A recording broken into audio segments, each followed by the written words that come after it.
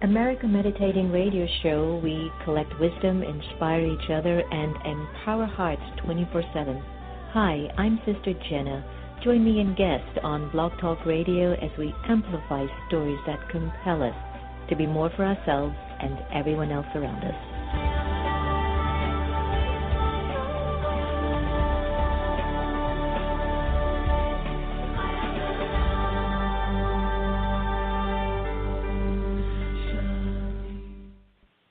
Blaylock Dialysis Center is a convenient state-of-the-art dialysis center in the Houston area, run by Dr. Panakin Patel. Relax in a comfortable environment while receiving quality care. Serving adults 18 to geriatrics, we are here to help you. Call 713-463-6611 for more information or visit us at our website at www.blaylockdialysiscenter.com. Blaylock Dialysis Center, where helping you get well is our priority.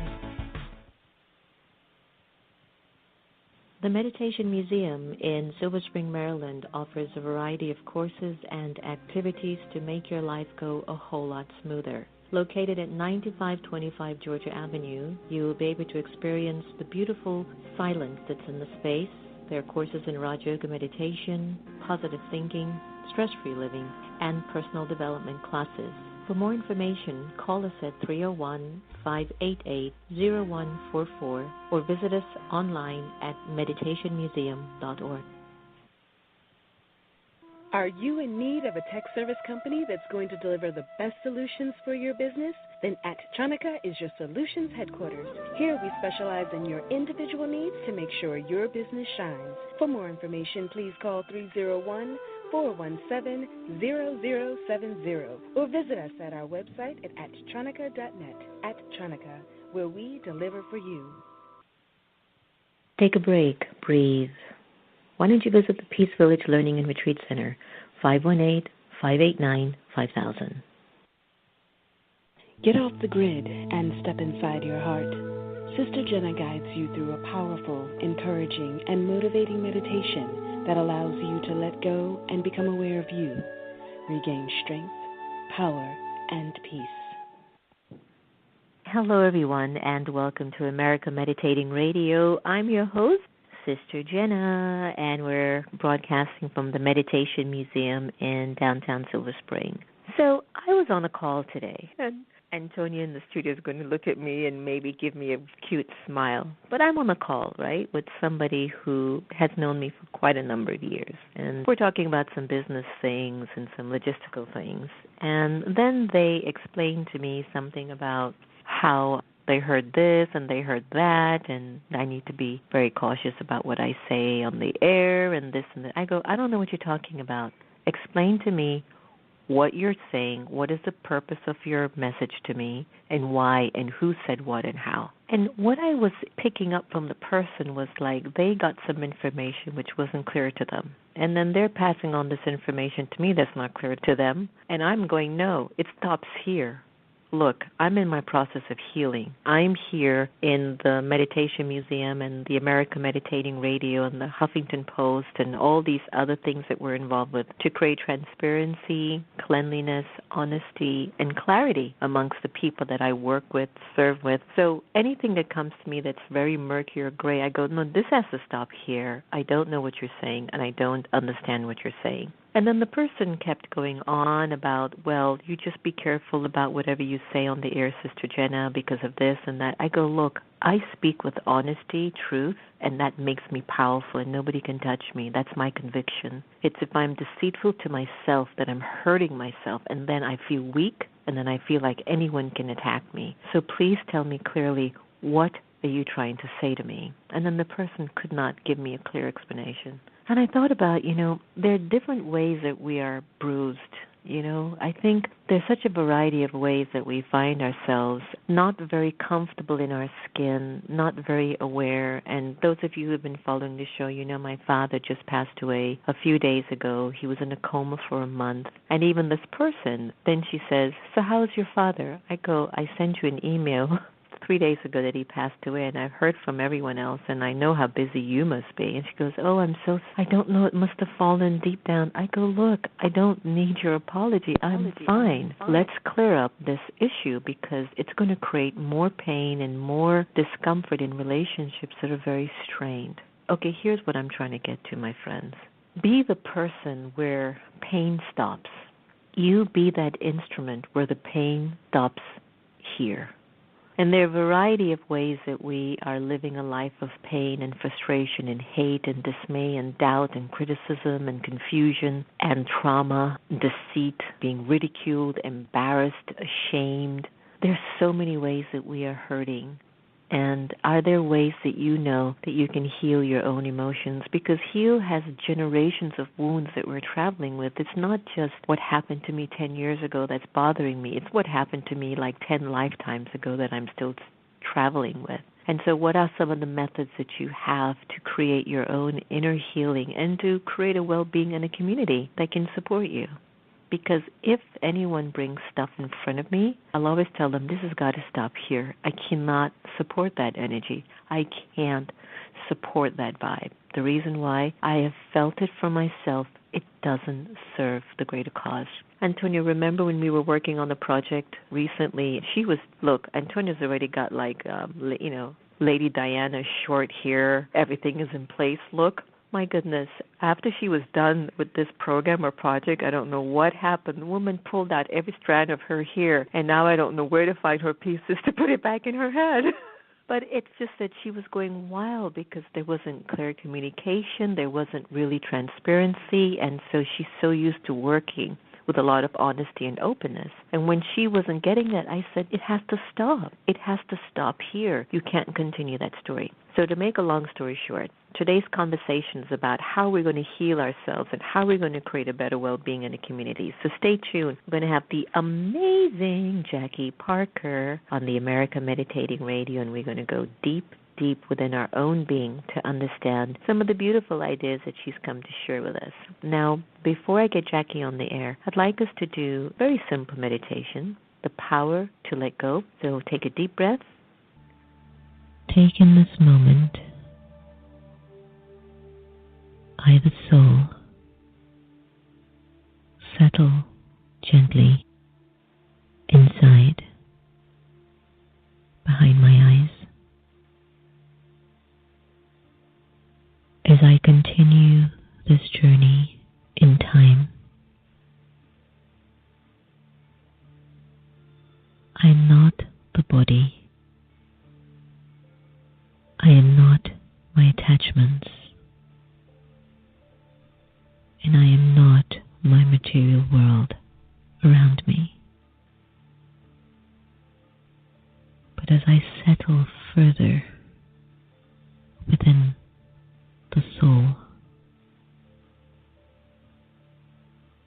I am powerful.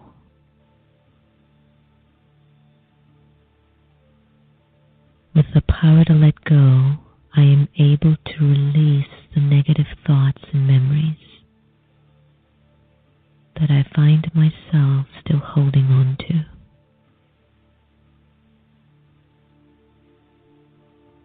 I recognize that the past is the past, and to bring any of it into the present is to limit my fortune for the future. Instead, I, the soul, remain positive, light, and true. I'm free from burdens or worries, trusting that with the power to let go, new experiences and beautiful experiences are attracted to me. I am greatly fortunate.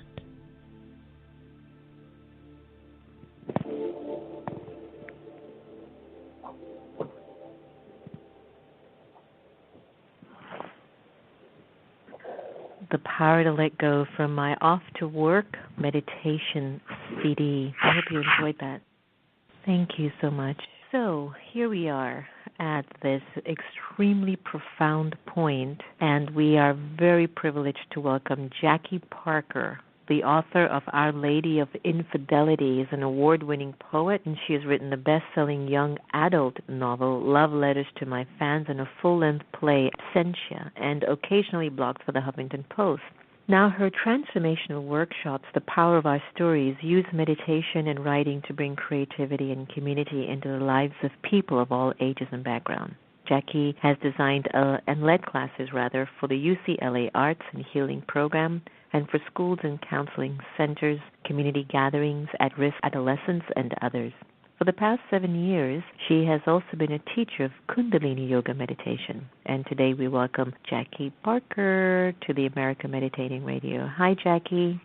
Hi, Sister Jenna. I'm so happy to be here and talking to you. What a beautiful introduction. Oh, thank you so much for taking the time to be with us. And, I understand that Our Lady of Infidelity, that's a very interesting title, led you to your meditation practice, and I can't wait for you to tell our listeners what that actually means, Our Lady of Infidelity. Like, how did that lead you into meditation? That is such an interesting, long journey. I will try to turn it into a story. First of all, infidelity, in my mind, is a town. It exists outside of Joshua Tree in the desert, and a fictional town. But when I was writing this story, I had no understanding of meditation. I was a skeptic. I thought mysticism was strange, and so I was writing a satirical novel about these topics, and a lovely little girl who is deluded into thinking that she sees a vision in the car wash window in this little town of infidelity. What happened to me was the book took me on a journey so that while I was writing it, I couldn't go past 75 pages, and I ended up in an artist colony writing day after day after day, getting nowhere, and finally someone who was a friend of mine there said, out of the clear blue sky, let's do an open eyes meditation. I'd never done any meditation. We sat down in his studio, which was a studio that John Lennon had been in, and Leonard Bernstein and Aaron Copland, amazing composers. He taught me the lotus position. He said, look into my eyes, breathe deeply, and just surrender. And I was terrified, but I trusted him because he was such a lovely person of such integrity and wrote such beautiful music, so I thought I would do it. And almost instantly, I began seeing black and white visions of saints, Indian saints. I don't know how I knew it, but they were holy men. And I thought, this is absolutely extraordinary. No wonder people meditate. And then I heard a sound behind me that came up the back of my spine, and a little door seemed to open on the top of my head, and then I saw beautiful, colorful visions beside him, red rocks, us climbing over them, and then I was convinced whatever this was, I wanted more of it. What I didn't realize, of course, was I had this extraordinary awakening and opening my first time out. Now, I had been a poet. I was a dreamy child who saw beauty where people thought there was ugliness. So very possibly I had this inborn mystical tendency which I really didn't understand. I also was a teacher who always saw what I now understand was the soul in my students, the best in my students, and had a lot of difficulty with teachers who said, well, she can't do that, or you can't do that. So this was kind of latent, probably my whole life. Perhaps, and one of the interesting things is, and I think this is where a lot of folks sometimes feel like, and I'm only speaking because I understand the vision and all of these amazing things, but when some folks feel, well, I didn't have that, I didn't see saints in black and whites, I didn't see then, saints in color and then, get this incredible feeling, I tell them each person is different. It's based on what's going on in our spirit at that time. Meditation doesn't necessarily mean you need to see that, but it could be a catalyst to actually push the soul into saying, I want to live a more reflective life, and I want to have a lot more meaning in my life. So I call you and me like, what you call them, hard notch? Yeah. A vision or something to hit you on the head to go, you need to hear yourself, and not everybody needs that. And of course, knowing nothing, really having no experience of meditation, I didn't understand that. But the interesting thing was, once I had that experience, I could not write a satire of mystical experience. And it led me on a path. 2 weeks later, I was sitting in my teacher's house, again, by accident, I thought, 3,000 miles away. I found a meditation teacher, Bruce Joel Rubin, and it turned out the practice that he taught was an age-old Kundalini, Kriya meditation, open eyes practice, the exact same one that my friend had introduced me to. And I've been doing this practice ever since. And it has opened me in so many ways and allowed me to understand the material that had come to me that I was not going to write a satire about. So that really, in the end, the word infidelity for me has come to mean until we are in touch with all of ourselves, including our spiritual beings, we really are in infidelity to life, that the material life alone is not enough. It's not going to allow us to be full in our lives, to love each other, to get past all the blockages that keep us apart, that keep us limited within ourselves and with each other. Yeah, I get that. I get that very clearly, and that's very, very profound. I know that you've been doing some work with at-risk children, and I think the world has a grave concern about the future of their legacy. Yeah. The kinds of messages that children are receiving today from people who have influential platforms, it's very mixed, and it's not in the way that you were raised, it's not in the way that I was raised. It's just not the way that we feel like we want young kids to begin to model that if you're in a position of power, in a position of influence, that this is the behavior that you're supposed to exude. So I can only imagine like the work with kids now or children who are really stifling or struggling to really find what is a positive role model. I mean, you go to the sports, there are issues. You go to politics, there are issues. You go to religion, there are issues. You hear people in corporate, who are being greedy. They hear issues. Teachers are being arrested for things that are not very positive with students. Yeah. And then, kids have their own issues with their parents. Where do children go to find a good role model in today's times? And so I know that you're doing work with at-risk students, so tell us a little bit about what that work is about, and if you were to guide a child to look for a positive example, where would you direct them? These are such big questions. First of all, I kind of feel every child today is at risk for all the reasons you just described. It really is. It feels like a very dangerous culture out there. On the other hand, the beauty of meditation, and of course it doesn't have to be the bells and whistles mystical experience that I had. There are all kinds of wonderful forms of meditation. Some of them now are in the schools. There's the work of Dr. Dan Siegel at UCLA, the MindSight Institute. His program teaches meditation to children, to parents, to teachers in the schools. I think for a while we can't look for heroes outside ourselves. I think that learning how to go within, how to get quiet, how to disconnect from all the noise, all of these messages, the constant call of the world to our attention, and learning how to be still inside ourselves. Meditate, be quiet for 5 minutes, and then find your own voice. And the program that I have been doing, and I have done this program with at-risk kids, with highly evolved adults, with all kinds of people. The program is the same and the effect is the same. There's a 10-minute practice that anybody can do. You breathe deeply for 5 minutes. Your meditations are beautiful. Just 5 minutes of that.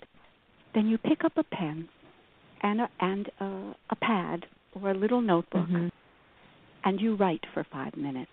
You just let the words spool out of your hands. You don't decide what you want to write about. You don't worry about what you're writing about. You let it come through your hand without thought. You can, and I say this, just sit back, step away from your hand, let your hand move, and let the words come through you.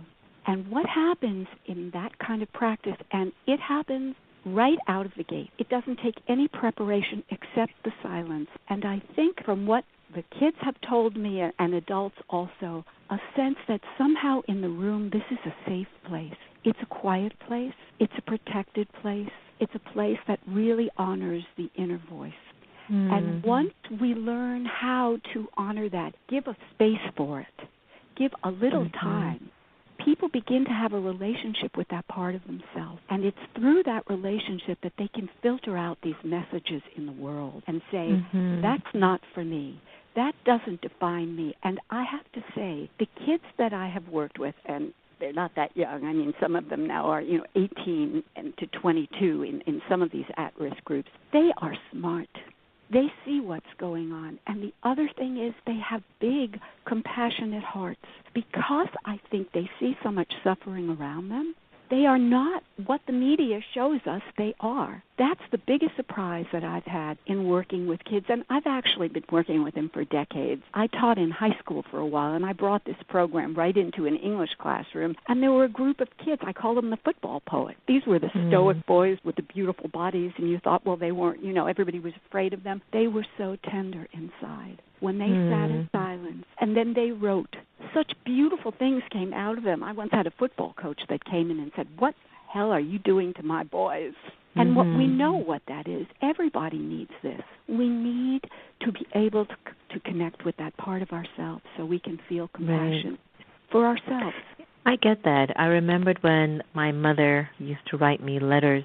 She used to go in yoga, in meditation with the Supreme Being, the Supreme Power, which is her connection in meditation and in Raj Yoga. And she would write me these letters. It would be either half a page or one page. And I tell you, Jackie, after just reading the second sentence or the third sentence, you could feel the intention and the power of the vibration in those few lines alone. And it's funny that we're having this conversation because just today I was thinking about the importance of writing in meditation and how you can convey your vibe of intention just through the state that you are in when you're writing. You ever received a letter when somebody is really angry, how you feel like, oh, God, and you can feel the anger because they were writing in anger, but very few of us actually write in a very, very loving way so that people can actually feel the vibrations on the other end. And so I totally understand how powerful that could be. But I want us now to congratulate you on the release of your new book, Our Lady of Infidelity, which we spoke about earlier. And I want to hear a little bit, you're welcome, I want to hear a little bit more about the book and what can we expect from the book. Okay, this is the paperback release, which is really delightful. It came out in hardback, and now it's in paperback, which I'm really happy to make it more accessible to people. What happens to the characters in Infidelity are, it's a very small town, and the people who've come to this town are hungry for something, and they don't quite know what it is. I love to bring people together who ordinarily would have nothing to do with one another, and watch their hearts melt and open and their lives intertwine, because, of course, that's our vision for what we would love this world to be, so that the differences dissolve and they can be for each other what they need. So the owner of the car wash, Walt Adair, has been a very successful commercial real estate developer, and I think that's kind of interesting in light of what's going on today. But he's lost a lot of money, and he has a family, and he has decided he can't keep up that kind of lifestyle. And his family rejects him, his children and his wife, and he goes out to the desert and sees a vision for a car wash for the soul, and he builds it, and almost no one comes. And there is a priest who is there who is taking care of a young mother who came from El Salvador. The novel takes place in the 90s, and she and her baby daughter were fleeing the death squads. Her husband had been killed, and she is traumatized and suspicious of everyone. And it's the little girl who really is a mystic, and she sees the spiritual life in the world and in the desert. And another woman comes in search of her runaway husband with a purple flyer, which she thinks is going to lead her to where her husband has run to.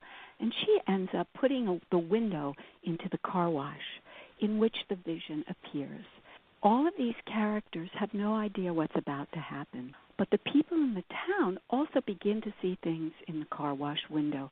Everybody sees something different, and they come into just that state you were talking about when you described your mother's letters, a sense of an energy state of beauty and healing and peace, and everybody's experience is different, but the effect is the same. They open to themselves. They open to this beautiful energy, which is loving and healing, and they open to each other, and they help each other in ways they really needed. So that's the basis of the book.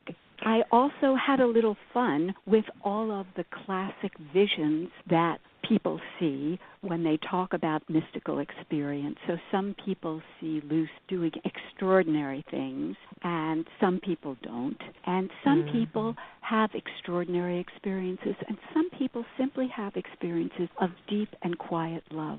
And in exactly the same way that you spoke about earlier, everybody has a different kind of meditation experience. It really doesn't matter how it comes to us. Some people can read literature and their hearts are opened, or listen to music or dance.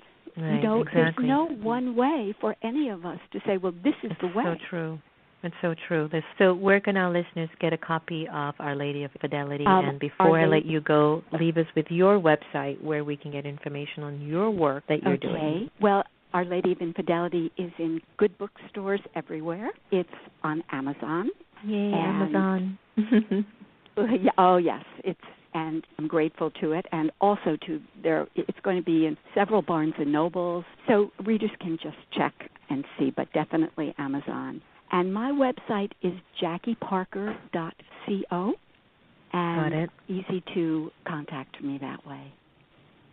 Beautiful. Jackie Parker, leave us with the best vision for yourself, a vision that would make the world a better place.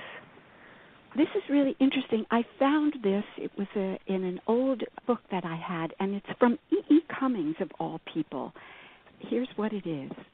We do not believe in ourselves until someone reveals that deep inside us is valuable, worth listening to, worthy of our trust, sacred to our touch. Once we believe in ourselves, we can risk curiosity, wonder, spontaneous delight, or any experience that reveals the human spirit. Beautiful, beautiful.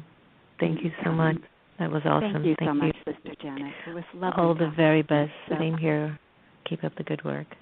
Thank you. Take good care. Bye. Bye-bye. So as Jackie said, you can have your epiphany in your moments. It could be in any form or shape. It doesn't have to be that you see saints in black and white or color. It could be just something very beautiful that's emerging inside of you that's just ready to be revealed. And writing with these pure feelings or writing with that energy of vibration and conviction can also be of service and can also create quite a profound experience in the spirit. So I hope you've enjoyed Jackie's story and how we can understand ourselves, heal ourselves, look for better role models, and build a community around that. Remember, no one can take away your happiness unless you give them permission, and we are here to love each other the same. Let's end by Sarah McLaughlin, Instruments of Peace. Take care, everyone. Where there is hatred, let me sow love.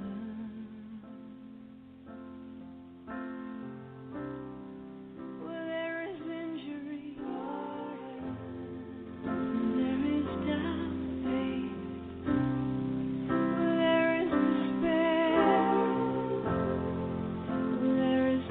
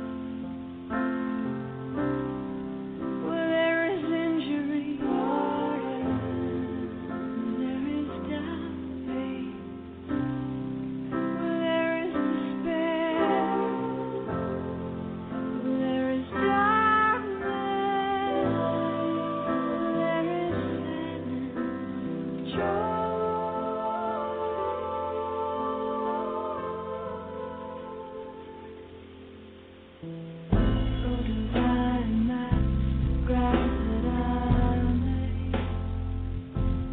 Not so much sleep to be consoled, to console,